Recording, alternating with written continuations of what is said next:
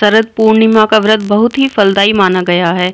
इस दिन माँ लक्ष्मी का विधि विधान से पूजन करने से धन दौलत का आगमन होता है और माँ लक्ष्मी प्रसन्न होती हैं। वैदिक पंचांग के अनुसार इस साल 16 अक्टूबर 2024 को शरद पूर्णिमा का व्रत रखा जाएगा और यह व्रत बहुत ही महत्वपूर्ण माना गया है। इस दिन माँ लक्ष्मी और चंद्रमा का पूजन किया जाता है। कहते हैं कि शरद पूर्णिमा के दिन चंद्रमा अपनी 16 कलाओं से परिपूर्ण होते हैं और ऐसे में यदि चंद्रमा की रोशनी में खीर रखने से वह अमृत के समान हो जाती है। इसीलिए शरद पूर्णिमा की रात को चांद की रोशनी में खीर रखने की परंपरा है।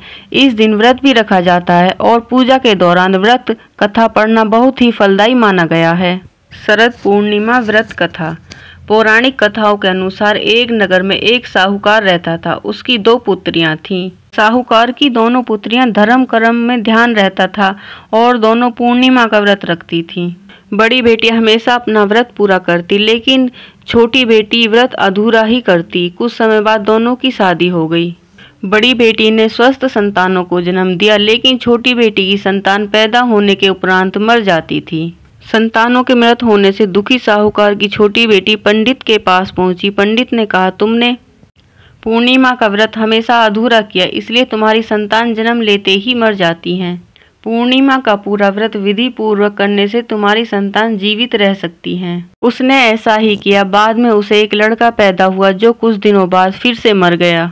उसने लड़के को एक पाटे पीढ़ा पर लिटाकर ऊपर से कपड़ा ढक दिया। फिर बड़ी बहन को बुलाकर लाई और बैठने के लिए वही पाटा दे दिया। बड़ी बहन जब उस पर बैठने लगी, उसका जो लहंगा बच्चे को छू गया। लहंगा छूते ही बच्चा रोने लगा। यह देखकर बड़ी बहन हैरान हो गई और कहा, तूने अपने पुत्र को यहाँ क्यों सुला दिया? अगर वह मर जाता तो मुझे वह कलंक लग जाता। क्या तुम ऐसा चाहती थी? तब छोटी बहन बोली कि यह तो पहले से ही मरा हुआ था। तेरे ही भाग्य से यह जीवित हो गया है, तेरे ही पुण्य से ही यह जीवित हुआ है।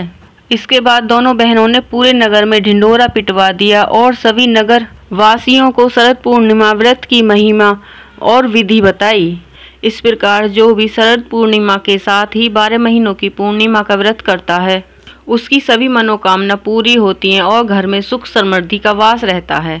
यहाँ दी गई सभी जानकारी सामाजिक और धार्मिक आस्थाओं पर आधारित हैं।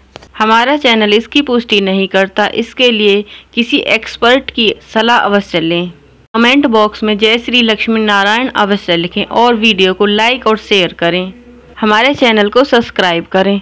धन्यवाद। राधे राधे। जय श्री कृष्णा।